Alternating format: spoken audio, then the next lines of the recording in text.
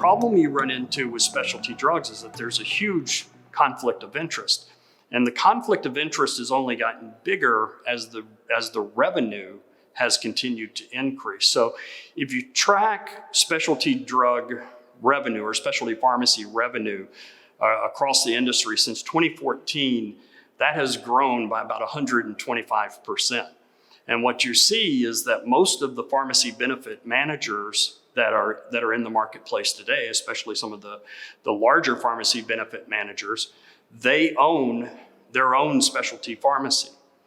And at the same time, they are also doing their own prior authorization of those specialty drugs. Well, that's really no different than letting a hospital do its own pre-cert for a knee surgery or a back surgery, and we don't let hospitals determine the length of stay. We get an independent pre-certification to make sure that that member is getting a surgery that they need and that they're in the hospital for an appropriate amount of time.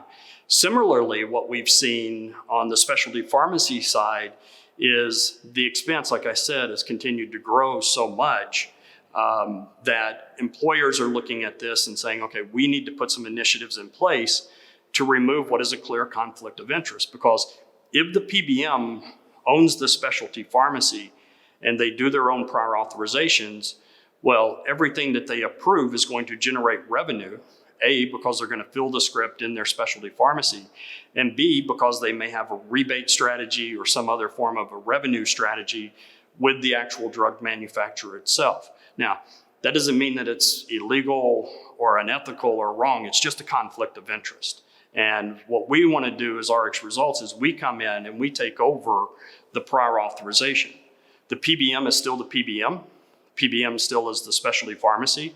But what you're doing is putting in an independent prior authorization to make sure that it's clinically appropriate, and also that you're looking at the plan spend and making good buying decisions on behalf of the plan. So there's two reasons that you get an independent prior authorization of specialty drugs. One, and probably the most important, is patient protection, because just like you don't want patients having unnecessary surgeries, you don't want patients taking unnecessary specialty drugs that have some pretty impactful side effects to some of those drugs as well.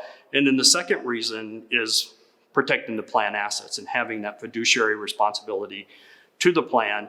And it is not to deny patients of those drugs, it's just to make sure that the right member is getting the right drug at the right time for the best clinical outcome, and to make sure that the plan sponsor is spending their money wisely on that as well.